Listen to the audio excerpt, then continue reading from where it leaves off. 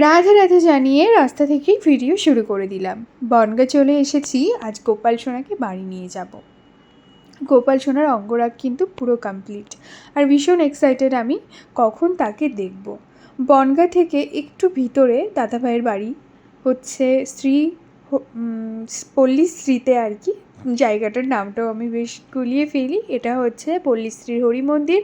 হরি মন্দিরটা রেখে আরেকটু সামনে এগিয়ে গেলেই হচ্ছে কৃষ্ণকুঞ্জ।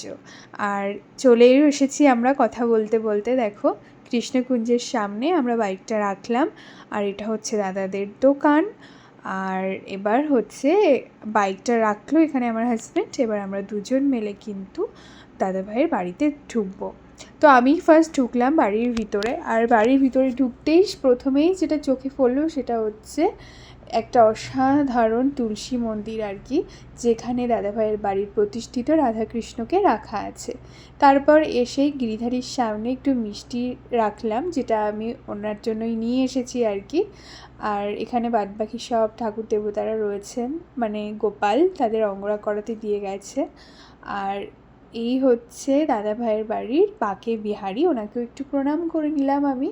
আর দাদাভাইয়ের গিরিধারীর পাশেই বসে আছে আমার লাড্ডু গোপাল, আমার ছেলে, আমার পুচকু সোনা, যেটাই বলতে পারো তোমরা আর কি। তো তোমাদেরকে বাড়িতে গিয়ে যদিও আমি ভালো করে আরেকবার দেখাবো অঙ্গরাগটা, তো এখন আরেকটু দেখিয়ে দিলাম।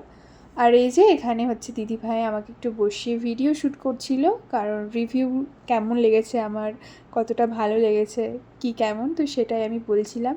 তো গোপাল সোনাকে পেয়ে তো আমি ভীষণ এক্সাইটেড। তখন ভাবছিলাম কখন বাড়ি যাব। তো বাড়ি যাব, তো জন্মাষ্টমীর জন্য কিন্তু আমার গোপাল সোনা পুরো রেডি। আর বাদ বাকি কীভাবে সাজাবো কী করব সেটা আমার জন্মাষ্টমী ব্লগগুলো দেখলেই তোমরা দেখতে পাবে। তো এখনকার মতো টাটা, দেখা হবে অন্য কোনো ব্লগে।